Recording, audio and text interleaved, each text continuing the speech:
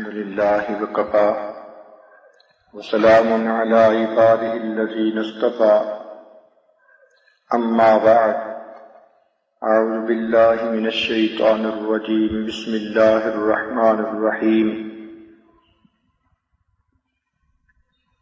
ولا تقربوا الزنا إنه كان فاحشة وساء سبيلا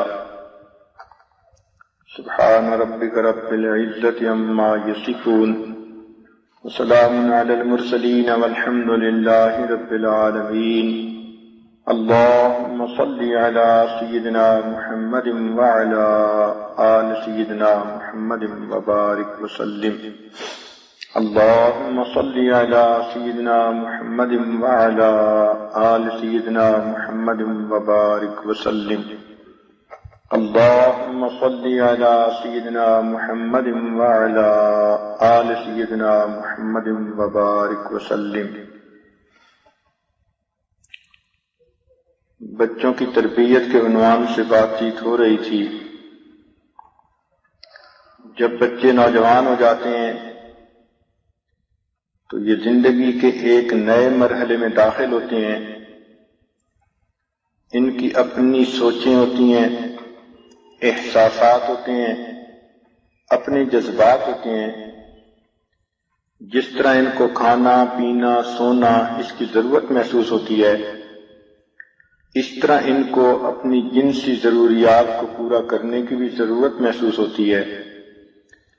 شریعت و سنت نے اس کا بہترین حل یہ بتایا کہ جب بھی بچی کے جوڑ کا خامد مل جائے فوراً اس کی شادی کر دی جائے۔ ہمارے مشائخ اس بارے میں اتنی احتیاط کرتے تھے کہ جیسے ہی انہیں پتہ چلتا کہ بچی گھر میں جوان ہو گئی تو ایک سے دوسرا مہینہ اپنے گھر میں نہیں آنے دیتے تھے، اس کی رخصتی کر کے فریضہ ادا کر دیتے تھے۔ اس لیے کہ کتابوں میں لکھا ہے جوان ہونے کے بعد بیٹی کی اگر شادی نہ ہوئی تو وہ جو گناہ کا کام بھی کرے گی وہ ماں باپ کے نام اعمال میں بھی جائے گا۔ اور آج تو حالت ایسی ہے کہ جہیز کی تیاریوں میں اور ادھر ادھر کی تیاریوں میں اتنی دیر لگا دیتے ہیں کہ ایک بیٹی کی شادی کر رہے ہوتے ہیں اور اس سے نیچے کی 3 بیٹیاں بھی جوان ہو رہی ہوتی ہیں۔ اب ایسی صورت میں کہ جب بچی جوان ہو گئی اور اس کو 10-15 سال پھر ماں باپ کے گھر میں رہنا پڑا تو اس دوران تو پھر وہی گناہ سے بچے گی جو یا تو غبیہ ہوگی یا پھر اللہ کی ولیہ ہوگی۔ غبیہ کہتے ہیں کہ جس کا دماغ کام نہ کرتا ہو، پاگل سی ہو، اور ولیہ کہتے ہیں کہ پھر جس کے سینے کو اللہ نے ولایت کے نور سے روشن کر دیا ہو۔ ان دونوں کے درمیان میں جو کوئی ہے اس کا گناہ سے بچنا بہت مشکل ہے، اس لیے کہ شیطان گناہ کی طرف لاتا ہے، اپنا نفس انسان کا گناہ کی طرف کھینچتا ہے، اور کچھ لوگ ہوتے ہیں جو انسان کی شکل میں شیطان کے نمائندے ہوتے ہیں۔ وہ اپنے کلاس فیلوز ہوں، اپنے قریب کے رشتہ دار ہوں یا اجنبی غیر محرم ہوں، وہ بھی گناہ کی طرف دعوت دیتے ہیں۔ پھر ریڈیو ٹی وی گانا موسیقی ویڈیو اور انٹرنیٹ کے اوپر چیٹنگ اس نے جلتی پہ تیل کا کام کر دیا۔ ایسی صورتحال میں جب اس نوجوان بچی کو ہر طرف گناہوں کی کشش کھینچتی ہے تو پھر اس کی سوچوں میں فرق آنا شروع ہو جاتا ہے۔ حیا ایک قدرتی اور فطری چیز ہے جو اللہ نے عورت میں رکھی ہے۔ اس کے لیے حیا اور پاک دامنی کی زندگی گزارنا مشکل ہوتا ہے، اس کو اپنے اندر ایک جنگ کرنی پڑتی ہے۔ اب خوش نصیب بچیاں اس جنگ کو سمجھتی ہیں کہ ہم جہاد کر رہی ہیں۔ مرد دشمن کے سامنے میدان جنگ میں جا کر جہاد کرتے ہیں اور بچیاں اپنے گھروں میں رہتے ہوئے اپنے نفس کے ساتھ جہاد کر رہی ہوتی ہیں۔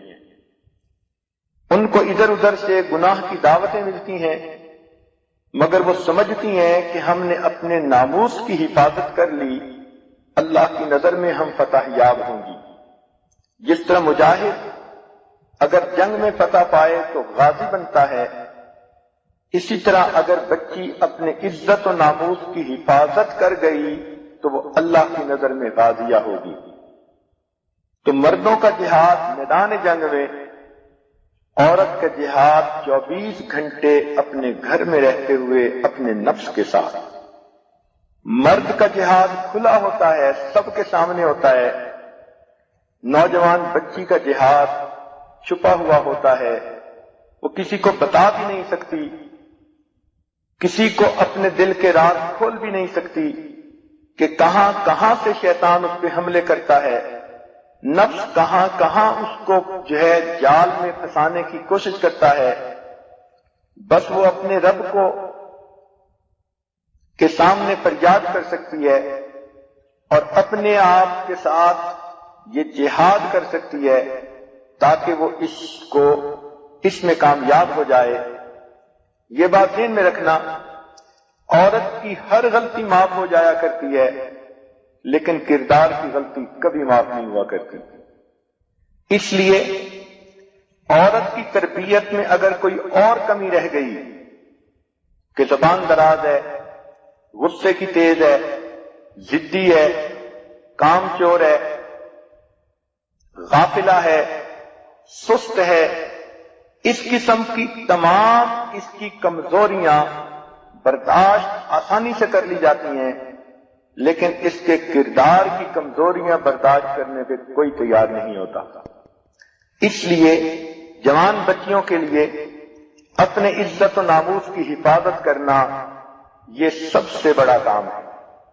اللہ رب العزت نے جہاں قرآن مجید میں چوری کا تذکرہ کیا، وہاں فرمایا وَالسَّارِقُ وَالسَّارِقَةُ فَاقْطَعُوا أَيْدِيَهُمَا، چوری کرنے والے مرد اور چوری کرنے والی عورت، ان دونوں کے ہاتھوں کو کاٹ دیا جائے۔ تو مرد کا تذکرہ پہلے، عورت کا تذکرہ بعد میں۔ لیکن جہاں زنا کا تذکرہ آیا وہاں اللہ تعالیٰ نے عورت کا تذکرہ پہلے کیا، الزانیۃ والزانی فاجلدوا کل واحد منہما 100 جلدہ۔ زنا کرنے والی عورت اور زنا کرنے والا مرد، مفسرین نے لکھا کہ جب تک عورت خود ڈھیل نہ دے، خود موقع مہیا نہ کرے، مرد کوشش کے باوجود بھی اس کی عزت و ناموس پہ ہاتھ نہیں ڈال سکتا۔ پھر چوری کرنا مردانگی کے زیادہ خلاف تھا، اس لیے وہاں پر مرد کا تذکرہ پہلے کیا۔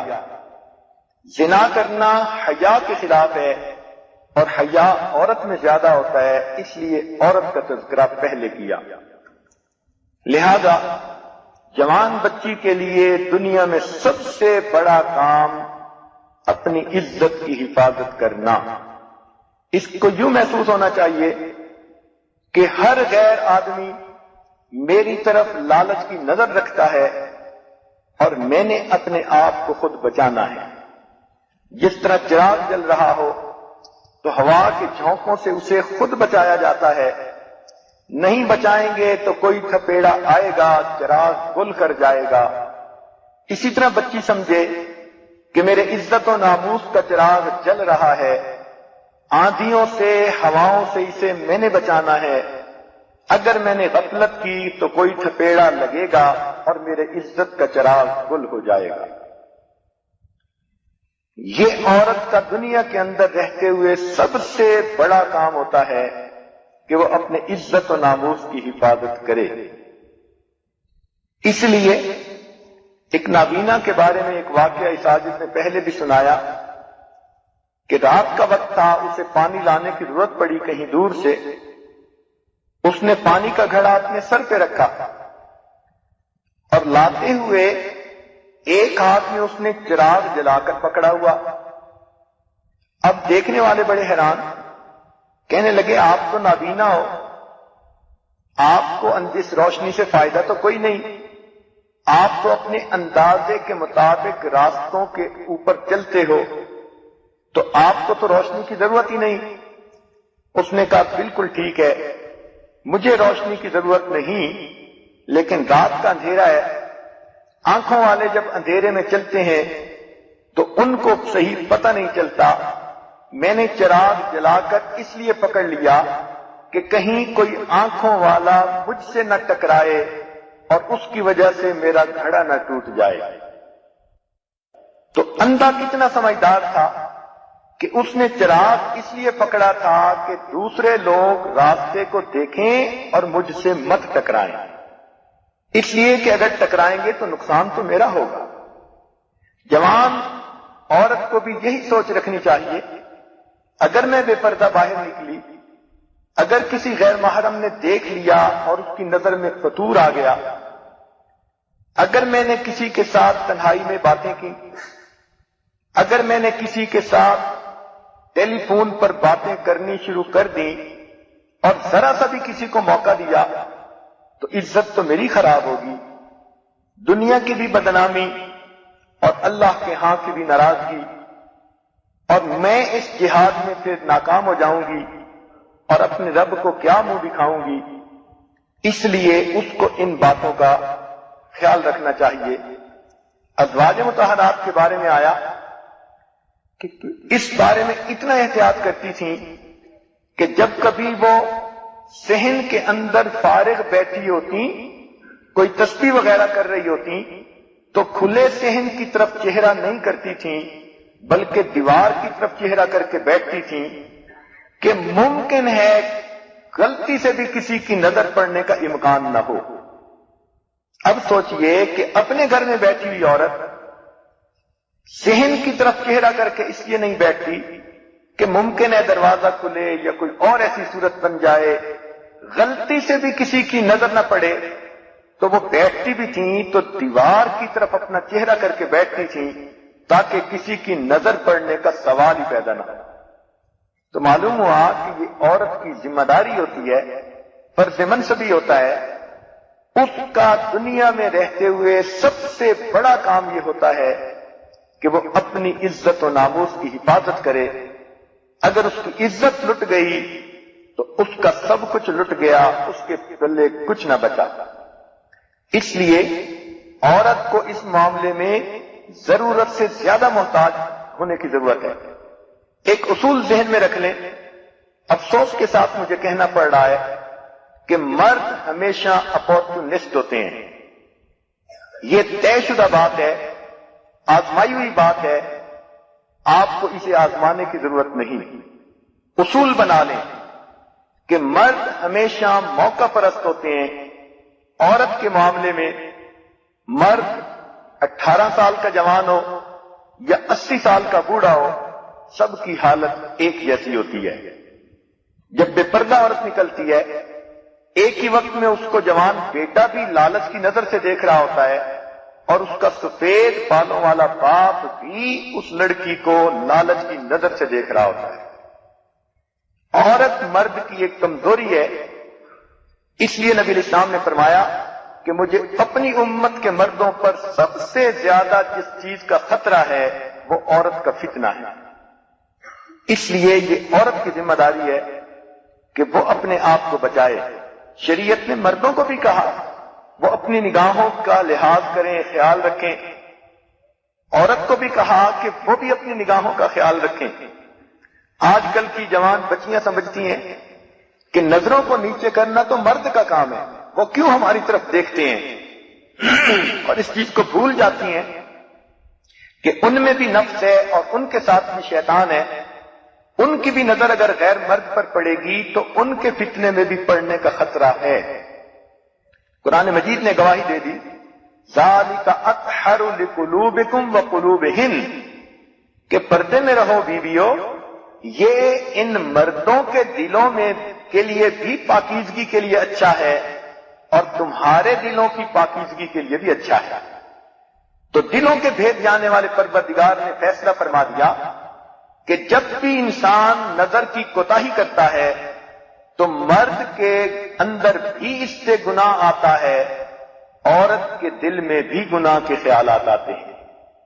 لہذا کسی کو رابع بصری بننے کی ضرورت نہیں، قرآن کی تعلیمات کو قبول کرنے کی ضرورت ہے، اور اس بات کو مان لینا چاہیے کہ عورت کے لیے بھی اپنی نظر کی حفاظت کرنا ضروری، مرد کے لیے بھی اپنی نظر کی حفاظت کرنا ضروری۔ تاہم مرد کو بھی منع کیا گیا، عورت کو بھی منع کیا گیا۔ تو جوان بچی کے لیے دنیا کا سب سے بڑا اہم مقام اور فرض اس کا اپنی عزت و عصمت کی حفاظت۔ اب اس کی مثال سنیے کہ فرض کرو آپ کے پاس $10,000 ہیں اور آپ حج کے لیے سفر کر رہی ہیں، تو کیا خیال ہے کہ آپ اپنے ان پیسے کو عام کسی شاپر کے اندر ڈال کے سفر کرتی پھریں گی؟ نہیں، آپ اسے لاک میں رکھیں گی، چھپا کے رکھیں گی کہ اگر آپ حرم شریف جائیں اور پیچھے کوئی آپ کے کمرے میں بھی آ جائے صفائی کرنے والا تو وہ بھی آپ کی اس رقم کو نہ دیکھ سکے۔ تو جب آپ کو اپنی رقم کے لٹنے کا اتنا خیال ہے کہ اسے لاک اینڈ کی میں رکھنے کے باوجود بھی ایسی جگہ چھپا کے رکھتی ہیں کہ ڈھونڈنے والا بھی ڈھونڈ نہ پائے، تو عزت و عصمت تو اس سے بہت زیادہ قیمتی ہے۔ آپ اپنے آپ کو بھی مردوں سے اس طرح چھپا کے رکھیں کہ اگر کسی کی نیت میں فطور بھی ہو تو اس کا ہاتھ آپ تک نہ پہنچ پائے۔ اس لیے شریعت نے ہمیں حیا اور پاک دامنی کی تعلیم دی، اس قدر پاک دامنی کی تعلیم دی کہ شریعت نے حکم دیا عورت اگر کنگھی کرے اور اس کے کچھ بال ٹوٹ جائیں تو وہ ٹوٹے ہوئے بالوں کو بھی عام جگہوں پہ نہ ڈالے، ممکن ہے کسی غیر مرد کی نظر پڑ جائے اور یہی بال اس کے لیے عورت کی طرف ملان کا سبب بن جائیں۔ تو جو عورت جو شریعت عورت کے جسم سے ٹوٹے ہوئے بالوں کو کی بے پردگی بھی پسند نہیں کرتی، وہ زندہ عورت کی بے پردگی کیسے پسند کرے گی؟ جس شریعت نے یہ حکم دیا کہ عورت اگر فوت ہو جائے تو اس کا جنازہ جب قبر میں اتارا جانے لگے تو فقط قریب کے لوگ اتاریں، غیر محرم مرد بھی اس کو ہاتھ لگانے سے پرہیز کریں، تو پھر زندگی میں جیتے جاگتے شریعت کیسے پسند کرے گی کہ یہ عورت اپنے آپ کو کسی غیر کے حوالے کرے؟ اس لیے یہ ایک بہت اہم عنوان ہے، اور آج کل چونکہ عریانی عام ہے، فحاشی عام ہے، اور ہم ایک ایسے ماحول میں رہتے ہیں کہ جہاں پر مسلمان بھی ہیں، غیر مسلم بھی ہیں، اور غیر مسلموں کے نزدیک چونکہ اس کی کوئی اہمیت ہی نہیں، اس لیے وہ آدھے ننگے جسموں کے ساتھ چلتے پھرتے ہیں، تو مسلمان بچیاں بھی دھوکے میں آ جاتی ہیں۔ یاد رکھنا، مسلمان حیا والا ہوتا ہے، اس لیے فرمایا الحیاء شعبۃ من الایمان، حیا ایمان کا شعبہ ہے۔ اور ایک اور جگہ فرمایا اذا فاتک الحیاء اعمل ما شئت، جب تجھ سے حیا رخصت ہو گئی تو پھر جو چاہے کرتا پھر۔ تو حیا ایک نعمت ہے جو اللہ نے عورت کے اندر کوٹ کوٹ کر بھری ہوتی ہے، یہ فطرت ہے عورت کی کہ وہ حیادار ہوتی ہے۔ جس عورت سے حیا چلی گئی یوں سمجھ لے کہ مجھ سے اللہ کی نعمت چھن گئی، نہ اس کے لیے دنیا میں عزت ہے نہ اس کے لیے آخرت میں عزت ہے۔ اس لیے اپنی نگاہوں کو پاک رکھنا، اپنے دلوں کو صاف رکھنا، اپنے ناموس اور عزت کی حفاظت کرنا، یہ عورت کے فرائض میں سے سب سے بڑا فریضہ ہوتا ہے۔ جیسے آپ گاڑی چلا رہی ہیں تو گاڑی آپ اتنی احتیاط سے چلاتی ہیں کہ آپ کو پتا ہوتا ہے کہ سامنے سے آنے والی گاڑیاں وہ ہو سکتے ہے کہ مجھے ٹکر ماریں، تو میں نے اپنی گاڑی کو بچانا ہے۔ اسی طرح آپ یوں سمجھیے کہ ہر گزرنے والا مرد وہ آپ کے ناموس کے ساتھ ٹکرا سکتا ہے، اپنے ناموس کی گاڑی کو بچانا یہ آپ کی ذمہ داری ہے۔ ڈرائیور کبھی غافل نہیں ہوتا کہ جی میں تو چلتا رہوں، دوسروں کو چاہیے کہ وہ ایکسیڈنٹ سے اپنے آپ کو بچائیں، نہیں، خود ڈرائیور اپنے آپ کو بچاتا ہے کہ ایکسیڈنٹ نہ ہونے پائے، اسی طرح جوان بچی کو اپنے آپ کو خود محفوظ کرنا ہے کہ کہیں ایکسیڈنٹ نہ ہونے پائے۔ شریعت نے اس کی ابتدا ہی ایسے کر دی کہ فرمایا کہ مخلوط محفلوں سے پرہیز کرو، منع فرما دیا۔ چنانچہ عورت فقط ان مردوں کے سامنے آ سکتی ہے جو محرم کہلاتے ہیں، جہاں حیا کا رشتہ ہے، جہاں جنسی ہوس ناکیاں ختم ہو جاتی ہیں، الفتیں محبتیں سچی ہوتی ہیں، جیسے باپ کا رشتہ، بیٹے کا رشتہ، بھائی کا رشتہ، یہ محرم رشتے ہیں۔ اور جہاں اس سے ایک قدم آگے بڑھا اور نگاہوں میں لالچ آ جاتی ہے، حرص آ جاتی ہے، ہوس آ جاتی ہے، شریعت نے وہاں پردے کا حکم دے دیا۔ اس لیے کئی غیر محرم جو گھروں میں رہتے ہیں ان سے بھی بچنے کا حکم دیا۔ نبی اسلام نے فرمایا الکور موتن، کہ دیور تو موت ہے۔ اب یہ ایسا غیر محرم ہوتا ہے کہ رہتا بھی قریب ہے اور ہوتا بھی غیر محرم ہے، تو عورت کے لیے اپنے آپ کو بچا کے رکھنا یہ انتہائی اہم ہوتا ہے۔ اس کا آسان طریقہ کیا کہ غیر محرم سے حد الوسع بات ہی نہ کریں۔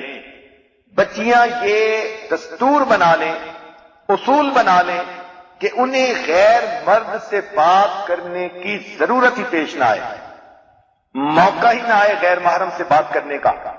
وہ اس قدم پہ اپنے آپ کو روکیں کہ نہ تو غیر محرم کو دیکھنا ہے، نہ غیر محرم کو اپنا جسم دیکھنے کا موقع دینا ہے، اور نہ اس سے بات کرنی ہے۔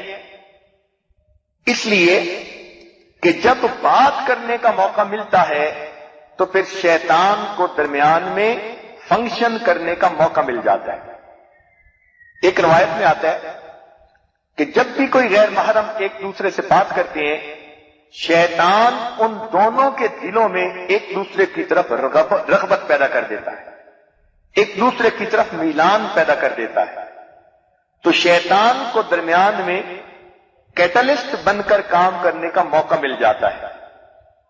اس لیے ایسا موقع ہی نہ آئے کہ کہیں غیر محرم کو رکا لکھنا پڑے، ٹیلی فون پر بات کرنی پڑے، یا آمنے سامنے بات کرنی پڑے۔ ایسا موقع ہی نہیں آنا چاہیے۔ اس موقع سے جو بچی بچ گئی اس نے اپنی عزت کو بچا لیا۔ آج کل ان ملکوں میں ایک نئی مصیبت دیکھنے میں آ رہی ہے کہ بچیاں اپنے ماں باپ کی اجازت سے اپنے پاس سیل فون رکھ لیتی ہیں۔ ایک ملک سے ابھی یہ عاجز ہو کے آیا، وہاں پر یہ سنا کہ 90% سے زیادہ جوان بچیوں کے پاس سیل فون ہوتے ہیں، سکولوں میں بھی اپنے بستوں میں رکھے ہوئے ہوتے ہیں۔ اب سیل فون پہ وہ کیا کرتی ہیں کہ ان کو کالیں آ رہی ہیں اپنے کزنوں کی، اپنے کلاس فیلوز کی۔ یہ سیل فون نہیں، حقیقت میں اس بچی کے ہاتھ میں ہیل فون ہے۔ اس کو سیل فون نہیں کہنا چاہیے، اس کو ہیل فون کہنا چاہیے۔ یہ جہنم کا فون ہے اس کے ہاتھ میں، اور اس کو جہنم سے کالیں آ رہی ہیں کہ تم جلدی میرے اندر آؤ، میں تمہارے لیے تیار بیٹھی ہوں۔ یاد رکھنا کہ عورت کی سب سے بڑی غلطی یہ ہوتی ہے کہ وہ غیر محرم کو بات کرنے کا موقع دیتی ہے۔ قرآن مجید نے اس راستے کو اس طرح بند کیا، فرمایا فلا تخضعن بالقول، کہ اگر کبھی کوئی بات کرنے کا موقع ہی بن جائے، ضرورت ہی ایسی پیش آ گئی، تو عورت کو چاہیے کہ وہ اپنی آواز میں نرمی نہ رکھے، سختی کے انداز میں بات کرے۔ اب سختی سے مراد بدتمیزی نہیں، سختی سے مراد یہ کہ جو بات ضروری ہے وہ کرے اور غیر ضروری کا موقع ہی نہ دے۔ روکھے پن سے بات کرنا، جو عورت روکھے پن سے غیر مرد سے بات کرے گی اس مرد کو جرت ہی نہیں ہوگی کہ وہ ایک سے دوسری بات کر سکے، اور اگر بات کرتے ہوئے ساری دنیا کی شیرینی زبان میں سمٹ آئے گی، اور پیار محبت کے انداز میں نرم باتیں کی جائیں گی. فَيَطْمَعَ الَّذِي فِي قَلْبِهِ مَرَضٌ. قرآن مجید نے فیصلہ دے دیا ایسا نہ ہو کہ طمع کرے وہ بندہ جس کے دل کے اندر مرض ہے. تو دلوں میں شہوت اور مرض تو مردوں کے ہوتا ہی ہے. ذرا کسی نے نرم بات کی، آواز پسند آ گئی، لہجہ پسند آ گیا، کچھ بھی اور نہیں، تو اتنا مرد کے ذہن میں خیال آ گیا کہ یہ عورت بات کرنے کا خود موقع دے رہی ہے، تو مرد آگے قدم بڑھائے گا، اس لیے کہ اس کو تو موقع کی تلاش ہوتی ہے. میں نے پہلے عرض کیا کہ مرد سب کے سب اپورچونسٹ ہوتے ہیں الا ماشاء اللہ. اللہ جس کی حفاظت کرے، جس کے دل میں اولیاء کا نور ہو، بس وہ ہے کہ جو اس فتنے سے بچتا ہے، ورنہ اس معاملے میں سب کے سب مرد ایک جیسے ہوتے ہیں. تو شریعت نے کہا کہ جب بات کرنے کا موقع ملے تو آپ بات ہی ذرا روکھے انداز سے کیجئے. کئی مرتبہ بچیوں کے ذہن میں یہ بات آتی ہے اور وہ ایک دوسرے سے باتیں کرتی ہیں کہ بس میں تو ذرا فون پہ بات کر لیتی ہوں، میں نے تو دیکھا بھی نہیں کبھی اس کو. یہ بہت بڑا شیطان کا پھندا. جب آپ کسی سے بات کرنے پر آمادہ ہو گئیں تو پھر اگلے کام سب آسان ہو جائیں گے. دیکھیے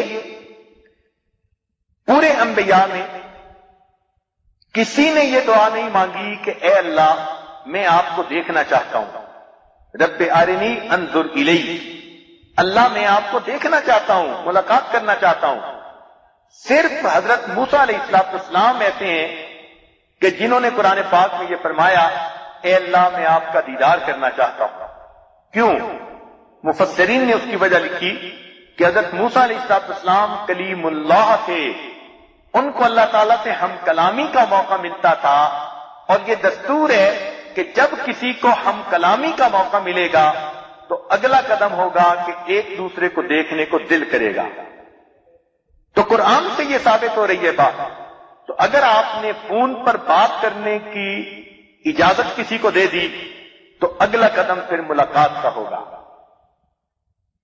اور جب ملاقات ہوتی ہے تو پھر حجابات سب کے سب ہٹ جایا کرتے ہیں.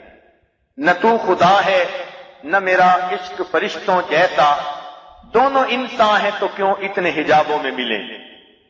پھر سب حجاب اتر جاتے ہیں اور انسان کو احساس ہی نہیں ہوتا، پتہ تب چلتا ہے کہ جب گناہ ہو چکا ہوتا ہے. اس لیے اس کو ابتدا سے روکیے. اور یہ ذہن میں سوچنا فلاں کی شکل ایسی ہے، فلاں کی پرسنالٹی میں بڑی گریس ہے، انتہائی بیوقوفی کی بات ہے. اس لیے کہ جب اللہ رب العزت نے انسان کے مقدر میں یہ چیز لکھ دی کہ اس نے جوان ہونا ہے، پھر اس کی شادی ہونی ہے، اور شادی کے بعد اس کو حلال طریقے سے اپنی ہر خواہش پوری کرنے کا موقع ملنا ہے، تو انسان اپنے وقت کا انتظار کرے. ہر چیز اپنے وقت پہ اچھی لگتی ہے. جو انسان وقت سے پہلے گناہوں کے ذریعے اپنی ضرورتیں پوری کرنے لگتا ہے تو پھر اس کی زندگی کے اندر پریشانی آتی ہے. کوئی بندہ ایسا نہیں آپ دکھا سکتی کہ دنیا کے اندر جس نے زنا والے گناہ کو اپنایا ہو اور خوشیوں بھری زندگی گزاری ہو.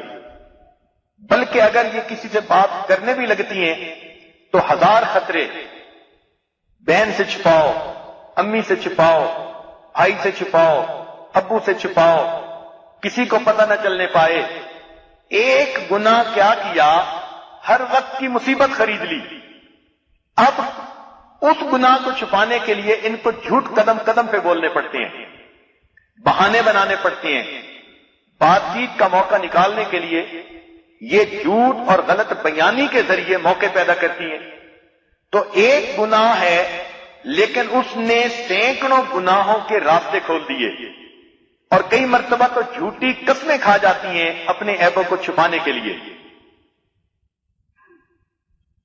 چنانچہ ایک بچی نے خط لکھ کے کسی ملک میں سے فتویٰ پوچھا کہ جی میں کسی کے ساتھ گناہ میں ملوث ہوتی تھی اور میری والدہ کو پتہ چل گیا، اور اس نے مجھے ایک مرتبہ سخت ڈانٹا اور کہا کہ تو تو نے ایسی حرکت کیوں کی؟ میں نے اس کو یقین دہانی کروانے کے لیے قسم کھائی، اس نے کہا میں تیری قسم پہ بھی اعتماد نہیں کرتی۔ تو بالآخر اس بچی نے یہ تک کہہ دیا کہ اگر میرے اس کے ساتھ تعلقات ہوں تو مجھے مرتے وقت کلمہ نصیب نہ ہو۔ اب ماں کے سامنے تو شرمندگی سے اپنے آپ کو وقتی طور پہ بچا لیا، بعد میں اس کو احساس ہوا کہ میرا حشر کیا ہوگا۔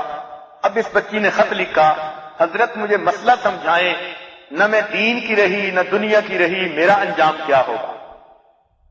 یہ سب کس لیے کہ اس نے ایک غلط راستے پر قدم اٹھایا، انجام ایمان کی تباہی نکلا۔ تو جب ایک راستہ ہے ہی خطرناک تو کیوں اس میں انسان قدم اٹھائے؟ اگر آپ کے سامنے 100 ٹافیاں رکھ دی جائیں اور کہہ دیا جائے کہ جی اس میں سے ایک میں زہر ہے، باقی 99 ٹھیک ہیں، آپ کھا لیجئے، آپ ایک کو بھی ہاتھ نہیں لگائیں گی۔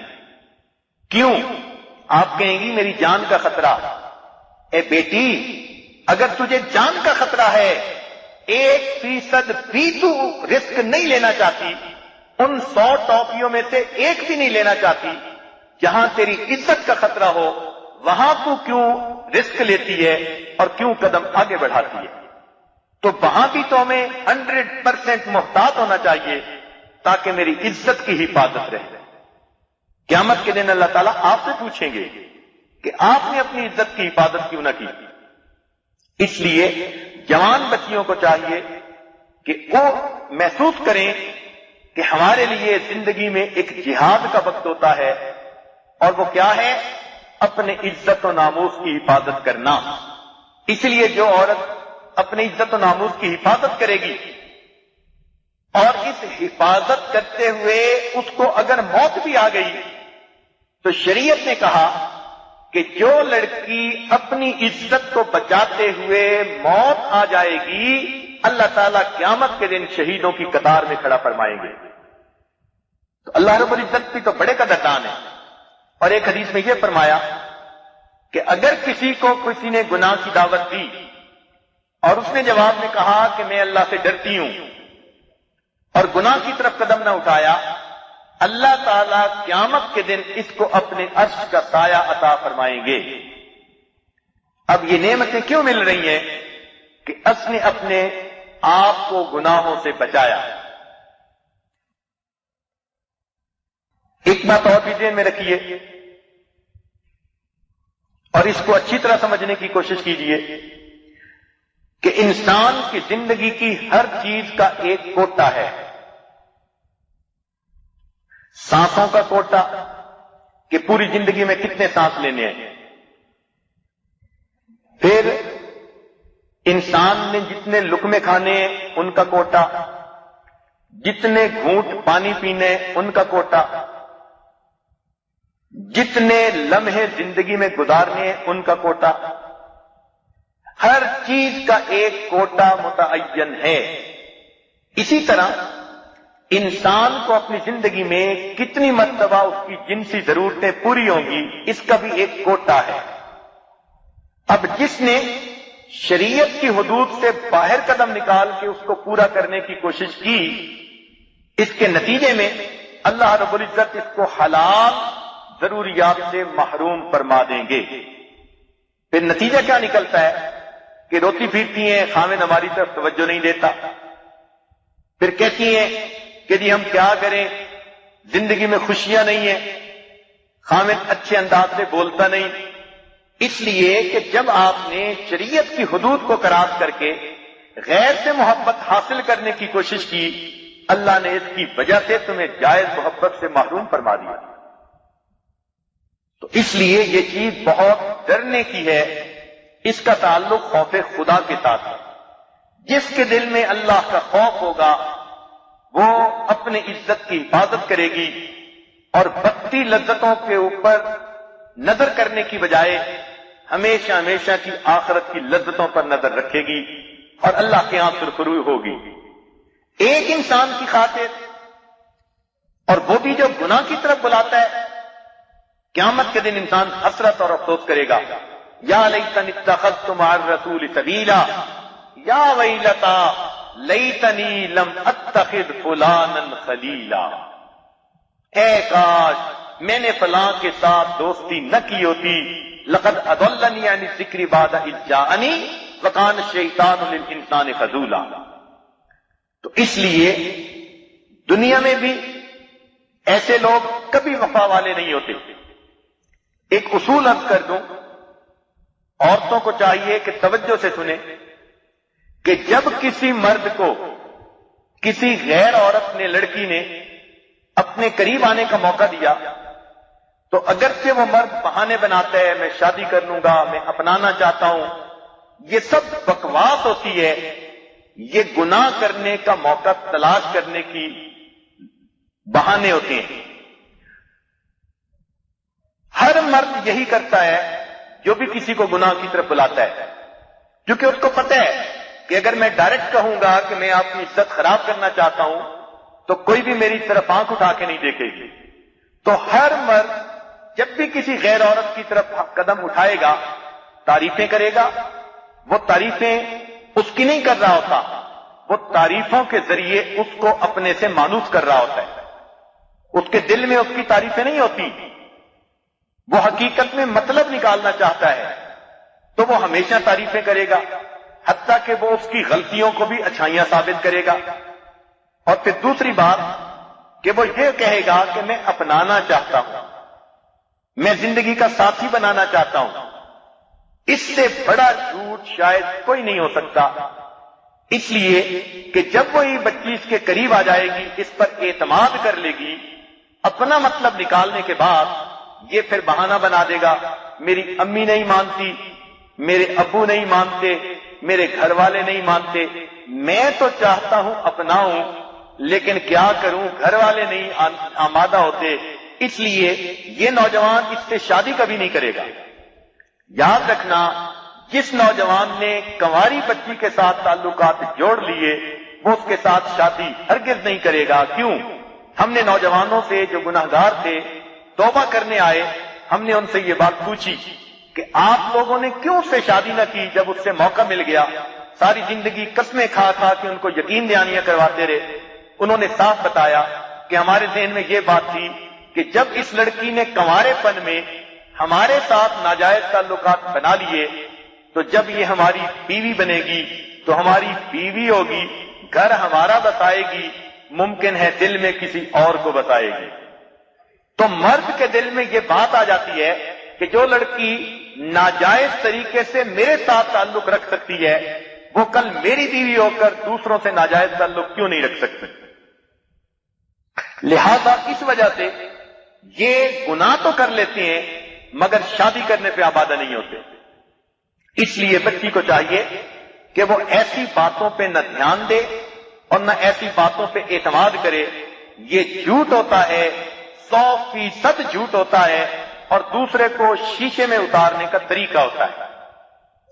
بچیاں اعتماد کر جاتی ہیں اور بعد میں پھر چھپ چھپ کے روتی ہیں۔ رونے کا کیا فائدہ؟ اس رونے والے راستے پہ قدم ہی نہیں اٹھانا تھا۔ جب پتہ چل گیا کہ یہ راستہ ایمان کے لیے خطرہ ہے، عزت کے لیے خطرہ ہے، تو پھر اس راستے پہ قدم ہی کیوں اٹھایا؟ اس لیے شریعت نے یہ حکم دیا کہ عورت اپنے عزت و ناموس کی خود حفاظت کرے، کسی کی چکنی چپڑی باتوں میں آنے کی ضرورت نہیں۔ اور یہ عورت کا سب سے بڑا فرض منصبی ہے، اس لیے عورت کو بتایا گیا کہ وہ گھر سے باہر نکلے تو پردے میں نکلے، اور پردہ بھی ایسا نہ ہو کہ دوسرے اس کو دیکھتے ہی رہ جائیں۔ آج کل کی جوان بچیاں برقعے بھی کرتی ہیں تو ایسے کڑھائی والے خوبصورت برقعے ڈھونڈ کے لاتی ہیں کہ جن کو دیکھ کے ہر انسان سوچے کہ برقعے کے اندر تو حور کی بچی ہے۔ یہ اور بات ہے کہ اندر چڑیل کی بہن موجود ہوگی۔ تو جب پردہ کرنا ہے تو پردے کا کیا مطلب؟ کہ ایسے برقعے پہنے کہ جس کی دیکھنے کو طبیعت نہ کرے وہ بھی برقعوں کو دیکھے۔ موتی لگاتی ہیں اپنے برقعوں کو، کڑھائیاں اچھی اچھی کرواتی ہیں، اور پھر ہوتی بھی کنواری بچی ہیں۔ چلو بڑی عمر کی ہے، بچوں والی ہو گئی، اور اس نے ایسا کوئی برقع لے لیا تو اور بات ہوتی ہے. جوان کنواری بچی کے لیے اس قسم کی آرائش کرنا کہ جس پر غیر مرد کی نظر خواہ کھینچے، یہ گناہ کی دعوت ہے. اس لیے ایسا نہیں کرنا چاہیے. جوان بچیاں گھروں سے باہر نکلیں، سادہ برقعے پہن کے نکلیں تاکہ کسی کی نظر ہی اس کی طرف نہ آئے. بلکہ پہلے وقت کی تو جوان لڑکیاں جب گھر سے باہر نکلتی تھیں تو ہم نے سنا، کتابوں میں پڑھا کہ وہ ایسے چلتی تھیں جیسے بوڑھی عورتیں چل رہی ہوں، تاکہ غیر مرد کی ان کی طرف توجہ بھی نہ جا سکے، اور یہ اللہ کے ڈر سے وہ کیا کرتی تھی. اس لیے شریعت نے کہا کہ جب عورت گھر سے نکلے پردہ کرے اور ایسی خوشبو نہ لگائے کہ جس کی خوشبو قریب سے گزرنے والے مردوں کو محسوس ہو. نبی الاسلام نے ایک حدیث پاک میں ارشاد فرمایا کہ جو عورت خوشبو لگا کر مردوں کے پاس سے گزرے وہ ایسی ویسی ہے. ایسی ویسی کا ترجمہ محدثین نے یہ کیا کہ وہ کردار کی کمزور ہے، اس کی نیت میں فتور ہے، تبھی تو اس نے ایسی خوشبو لگائی. تو مرد کو اللہ نے، شریعت نے اجازت دی وہ پھیلنے والی خوشبو لگا سکتا ہے. عورت ایسی خوشبو لگائے کہ فقط اس کے قریب جب گھر کا کوئی آدمی آئے تو اس کو خوشبو محسوس ہو، دور والوں کو خوشبو محسوس نہ ہو. اور آج تو معاملہ الٹ ہو گیا. آج تو یہ چاہتی ہیں ہم جس گلی سے گزر جائیں بعد میں گزرنے والے بھی ہماری خوشبو کو یاد کرتے پھریں. یہ ایسا نازک معاملہ ہے کہ عورت جس راستے سے گزر جاتی ہے اور اس کے قدموں کے نشان لگ جاتے ہیں، اگر بعد میں گزرنے والے مرد کا پاؤں اس کے قدموں کے نشان پہ پڑ جائے، اللہ تعالیٰ اس مرد کے اندر بھی شہوت کو بیدار کر دیتے ہیں. شیطان اس کے اندر شہوت کو بیدار کر دیتے ہیں. تو اس لیے یہ بہت نازک جو ہے معاملہ ہے. اس لیے شریعت نے پردے کو بہت اہمیت دی اور اس کے بارے میں احادیث میں بہت تفصیل موجود ہے. تو جوان بچیوں کو چاہیے کہ وہ اس کو اپنا جہاد سمجھیں اور ہر وقت اللہ سے دعائیں مانگیں، اللہ اس جہاد میں ہمیں کامیاب فرما. اس کے بدلے کیا ملے گا؟ اللہ رب العزت کی رضا ملے گی. اور اگر دل کسی کی طرف کھنچے تو چاہیے کہ اللہ سے دعائیں مانگے تاکہ اللہ تعالیٰ دل کی کیفیت کو ٹھیک کر دے. کتابوں میں لکھا ہے من تعشقا وقتم عشقہ فہو شہید. جس کے دل میں کسی کی طرف کوئی میلان آ گیا اور اس نے اس کو چھپایا اور ظاہر نہ کیا اور اسی حالت میں موت آ گئی، اللہ تعالیٰ قیامت کے دن شہیدوں کا رتبہ عطا فرما دیں گے. تو اس لیے اپنے عزت و ناموس کی حفاظت کرنا یہ بچیوں کی بہت بڑی ذمہ داری ہے. اور اس کے لیے یہ جتنی احتیاط کریں گی اتنی احتیاط تھوڑی ہے. ہر احتیاط پر ان کو اللہ تعالیٰ کی طرف سے اجر ملے گا. شریعت نے تو یہاں تک کہا کہ اپنے کپڑے ایسی جگہ نہ رکھے جہاں غیر محرم مرد کی نظر پڑے. اپنا نام کسی غیر مرد کے علم میں نہ آنے دے. نام تک کا پردہ رکھا. ضرورت پڑے تو فلاں کی بیٹی، فلاں کی بیوی، فلاں کی امی، اس انداز میں غیر محرم کو بتایا جائے، نام کا بھی پتہ نہ چلے. شریعت نے تو اس میں اتنی احتیاط کرنے کا حکم عطا فرمایا. اور یہ احتیاط سب اسی لیے کہ شیطان کو راستہ نہ ملے گناہ کروانے کا. شیطان نے کہا کہ عورتیں میرا وہ تیر ہیں جو کبھی خطا نہیں ہوتی. النساء حبائل الشیاطین، عورتیں تو شیطان کی رسیاں ہوتی ہیں. تو اس لیے شیطان ایسی صورت میں عورت کے دل میں بھی گناہ کا خیال ڈالتا ہے، مرد کے دل میں بھی. اور اس کی حفاظت یہ عورت کی بھی ذمہ داری، مرد کی بھی ذمہ داری. اور جس نے اپنی جوانی کو عفیف بنا لیا، پاکیزہ بنا لیا، پاک دامن زندگی گزاری، اللہ کے ہاں اس کی بڑی قیمت ہے. کسی شاعر نے کہا در جوانی توبہ کردن شیوہ پیغمبریست، وقت پیری گرگ ظالم نے شوت پرہیزگار. جوانی میں توبہ کرنا یہ پیغمبروں کا شیوا ہے، اور بڑھاپے میں تو پھر بھیڑیا بھی بڑا پرہیزگار بن جاتا ہے۔ ایک بزرگ کو جب بھی کوئی ضرورت پیش آتی دعا کی تو وہ نیک نوجوانوں کو دیکھتے اور ان سے دعا کرواتے۔ کسی نے پوچھا کہ آپ اتنے بڑے بزرگ ہیں اور سفید ریش ہیں، آپ خود دعا کیوں نہیں کرتے، نوجوانوں سے دعا کرواتے ہیں؟ وہ فرمانے لگے کہ جو نوجوان اپنی جوانی کی حفاظت کرتا ہے، جب وہ دعا کے لیے ہاتھ اٹھاتا ہے، اللہ رب العزت اس کے ہاتھوں کو خالی لوٹاتے ہوئے شرماتے ہیں۔ تو اس جوانی کو عبادت کے ذریعے سے محفوظ کر لیجئے، اپنے آپ کو گناہوں کے ہر موقع سے بچائیے۔ اور آج کل تو جن کو ڈائجسٹ پڑھنے کا شوق ہے، ان کا پہلا مضمون ہی 3 عورتیں 3 کہانیاں۔ کمپیوٹر پہ بیٹھے ہیں تو چیٹنگ شروع ہو جاتی ہے، اور اگر ٹی وی ہے تو یوں سمجھیں کہ گھر کے اندر ایک شیطان کی ایک بریگیڈ فوج موجود ہے۔ یہ ٹی وی نہیں، یہ حقیقت میں ایمان کی ٹی وی ہوتی ہے۔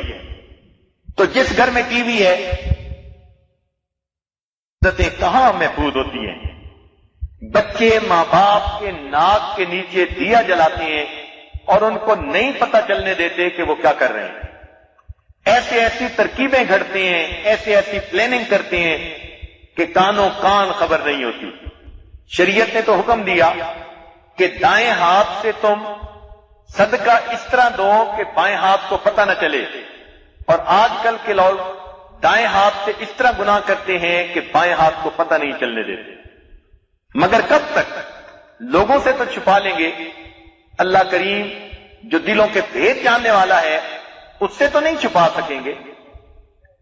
تو اس لیے چاہیے کہ جب جوانی کی عمر آ جائے، سب سے پہلا کام ماں باپ کا فرض یہ ہے کہ بچوں کے جوڑ کا جب بھی رشتہ مل جائے فوراً شادی کر دی جائے۔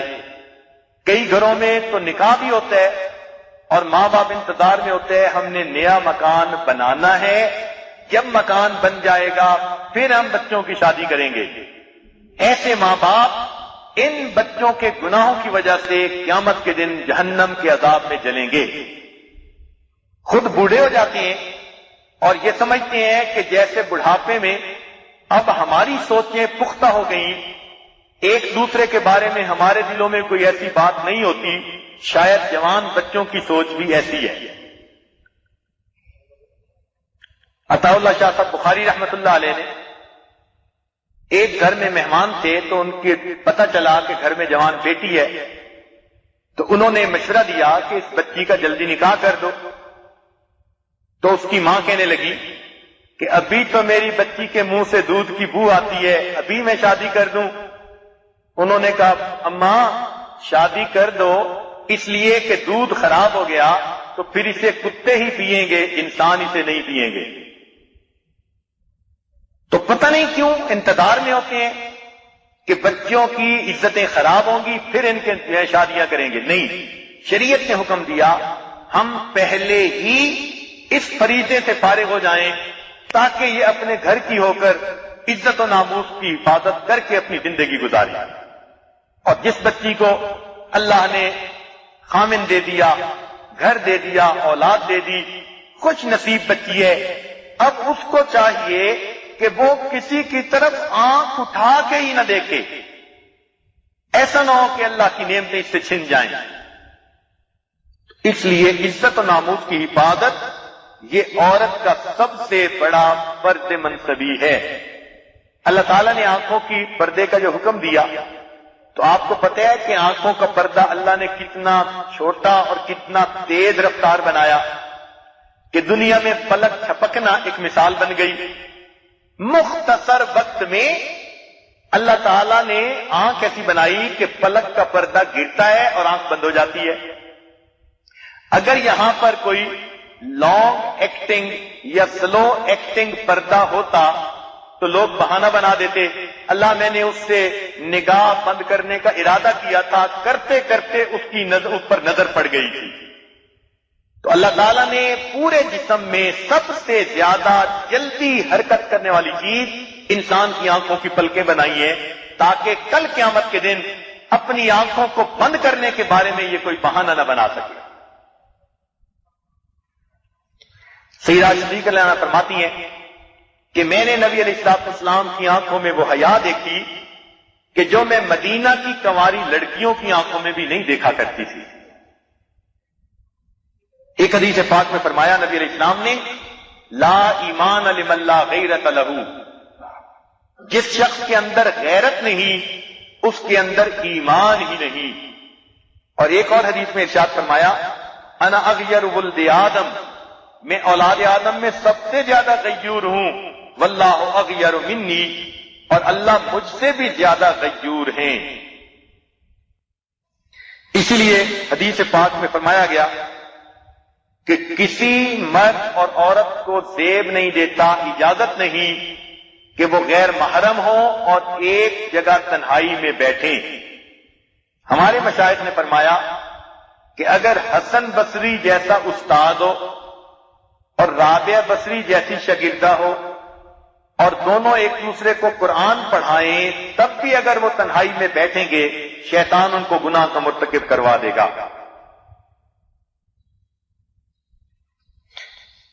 حدیث پاک میں آتا ہے کہ موسیقی کا سننا کانوں کا زنا ہے۔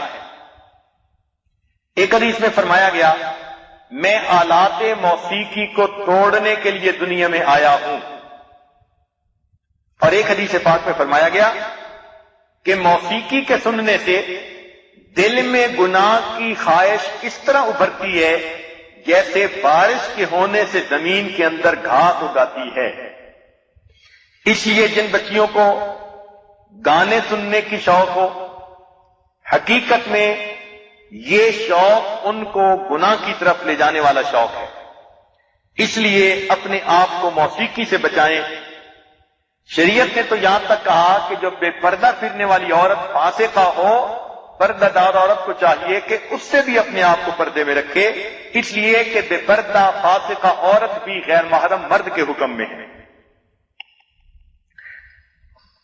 شریعت نے منع فرمایا کہ شادی شدہ عورت کو نہیں چاہیے کہ وہ دوسری عورتوں لڑکیوں کو اپنے خاوند کے ساتھ گزرے ہوئے خلوت کے لمحات کی باتیں سنائے۔ اگر کوئی سنائے گی شریعت نے کہا کہ وہ سورنی ہے۔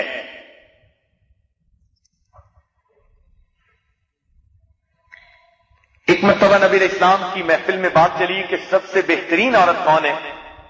کسی نے کچھ کہا، کسی نے کچھ کہا۔ سیدنا علی رضی اللہ عنہ گھر تشریف لے گئے کسی کام کے لیے، گھر جا کر بتایا کہ محفل میں یہ بات چل رہی ہے۔ فاطمہ الزہرا رضی اللہ تعالی عنہا نے فرمایا، میں بتاؤں سب سے بہتر عورت کون ہے؟ پوچھا کہ بتائیے۔ فرمانے لگی کہ وہ عورت جو نہ تو کسی غیر محرم کو خود دیکھے اور نہ کسی غیر محرم کو دیکھنے کا موقع دے۔ انہوں نے آ کر یہ جواب نبی علیہ السلام کی خدمت میں بتا دیا۔ نبی علیہ السلام سن کر مسکرائے، فرمایا فاطمہ تو بضعۃ منی، فاطمہ تو میرے جگر کا ٹکڑا ہے۔ تو خاتون جنت فرماتی ہیں کہ سب سے بہترین عورت وہ ہوتی ہے جو خود نہ کسی غیر مرد کی طرف دیکھے اور نہ کسی غیر مرد کو اپنی طرف دیکھنے کا موقع دے، اور گناہ سے اپنے آپ کو بچانا چاہیے۔ شاہ عبد العزیز رحمۃ اللہ علیہ کے ایک شاگرد تھا، اس کو ایک مرتبہ کسی عورت نے بہانے سے گھر میں بلایا کہ ایک مریض ہے، اس کو کچھ پڑھ کے دم کر دیجئے۔ وہ سادہ آدمی تھا بیچارہ، جب گھر میں گیا تو دروازے بند، تب اس کو پتہ چلا کہ اس خاتون کی تو نیت ٹھیک نہیں، اب کیسے گناہ سے بچے؟ اس نے فوراً بہانہ کیا کہ مجھے ٹوائلٹ میں جانے کی ضرورت ہے۔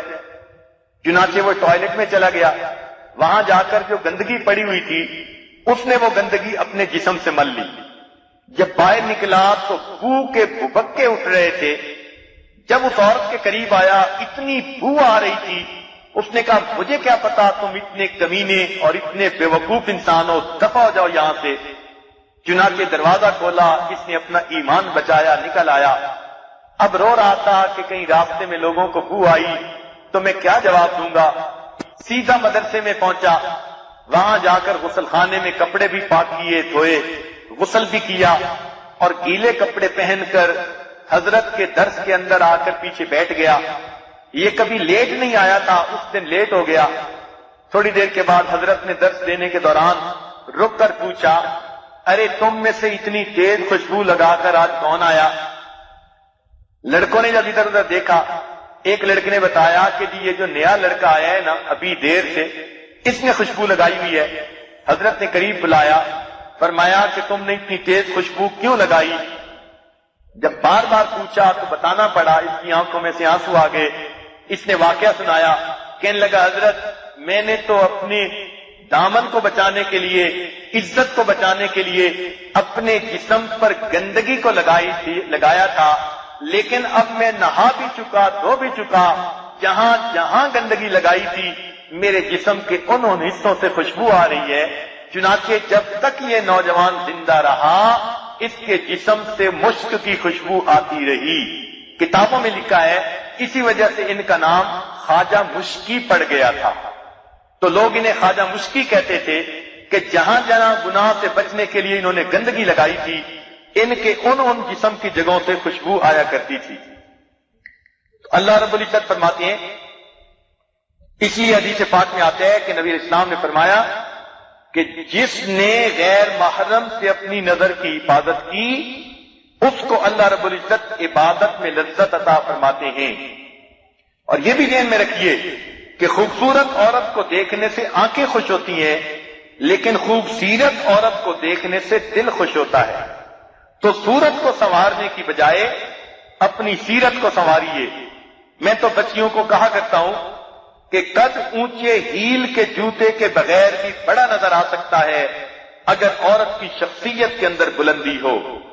آنکھیں بغیر سرمے کے بھی خوبصورت نظر آ سکتی ہیں اگر ان کے اندر حیا موجود ہو۔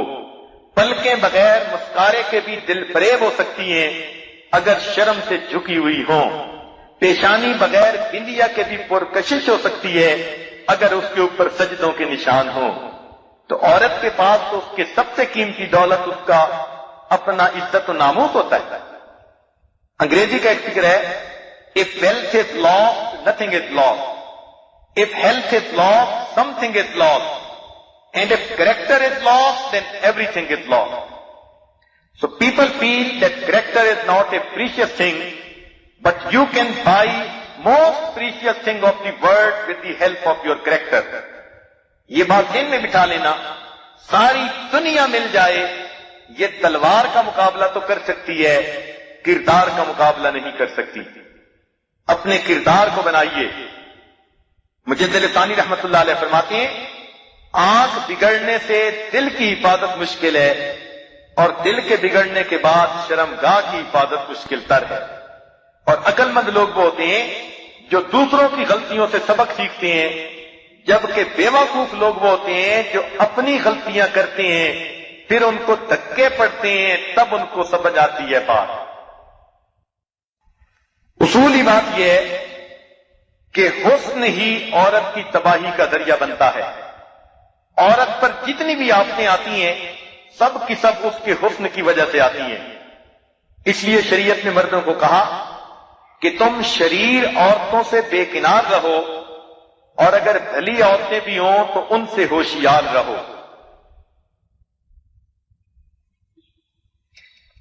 جیسے دل کے اوپر مصیبتیں آنکھوں کی وجہ سے آتی ہیں، اگر اما حوا شجر ممنوعہ کو نہ دیکھتی تو ان کو جنت سے نہ نکلنا پڑتا۔ اگر قابیل حابیل کی بیوی کی طرف نگاہ نہ اٹھا کر دیکھتا تو اس کو قتل کا جرم اپنے سر پہ نہ اٹھانا پڑتا۔ اگر زلیخا یوسف کی نہ نگاہ اٹھا کر دیکھتی تو قرآن میں اس کے گناہ کے یوں کھول کر تذکرے نہ کیے ہوتے۔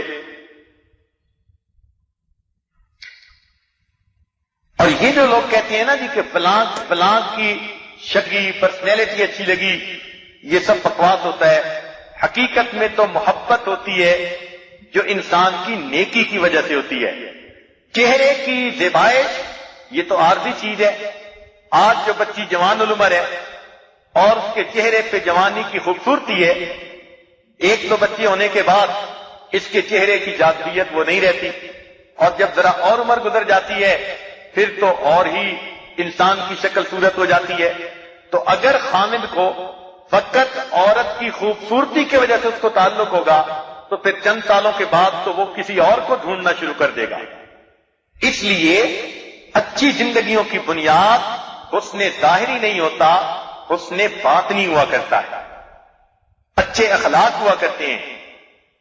ظاہری حسن فانی ہوتا ہے اور اخلاق کا حسن ہمیشہ باقی ہوتا ہے۔ ویسے بھی دور سے کسی کو دیکھیں تو وہ زیادہ خوبصورت نظر آتا ہے بنسبت قریب سے اس کو دیکھنے کے۔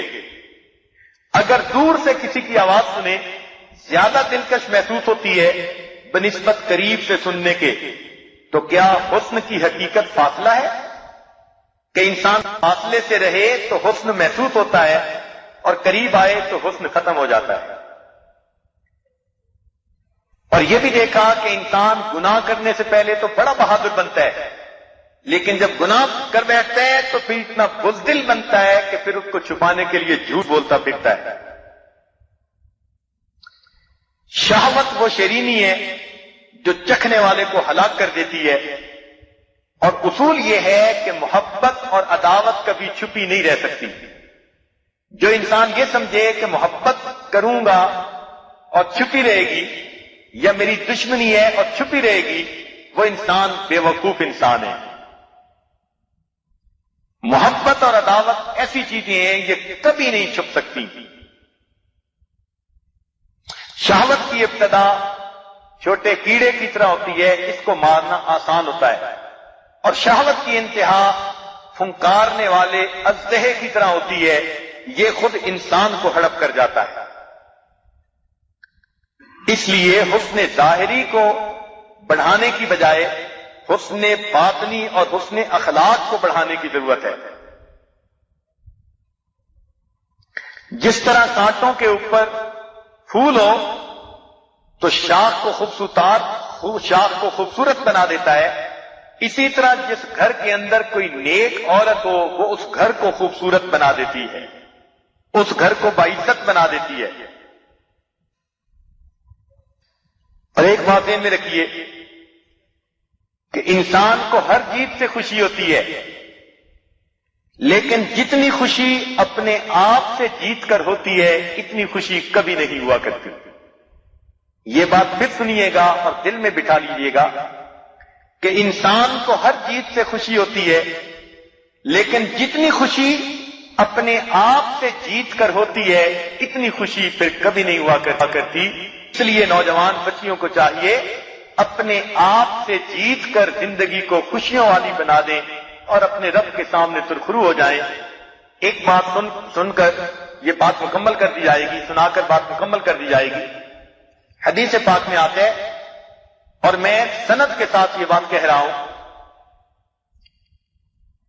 کہ جو عورت اس لیے بنی سنوری، یعنی نہائی دھوئی، میک اپ کیا، اچھے کپڑے پہنے، خوشبو لگائی، جو عورت اس لیے بنی سنوری کہ غیر محرم اس کو دیکھ کر خوش ہو، اس گناہ کا یہ سزا ملتی ہے کہ اللہ تعالیٰ نام اعمال میں لکھ دیتے ہیں میں قیامت کے دن اس عورت کی طرف محبت کی نظر سے نہیں دیکھوں گا۔ اب سوچئے یہ کتنی بڑی سزا ہے۔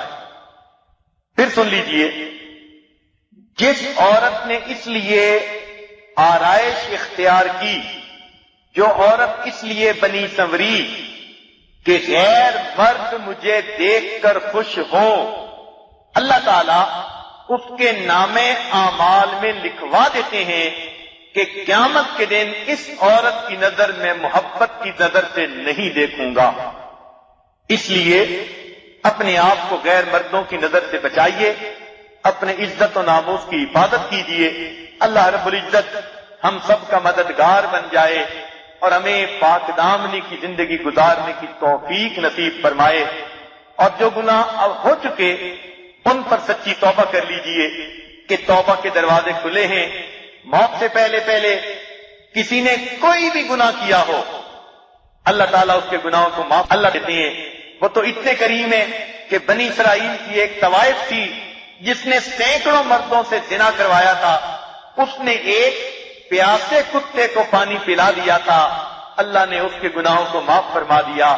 تو جو پروردگار اتنا کریم ہو اس کے کرم سے فائدہ اٹھائیے، پچھلے گناہوں کی معافی مانگ لیجئے۔ یہ ہماری خوش نصیبی ہے کہ ان بابرکت گھڑیوں میں ہم سچی توبہ کر سکتے ہیں، اپنے رب سے سچی معافی مانگ سکتے ہیں، تاکہ اللہ تعالیٰ آئندہ ہمیں نیکوکاری کی زندگی نصیب فرما دے۔ وآخر دعوانا ان الحمد للہ رب العالمین۔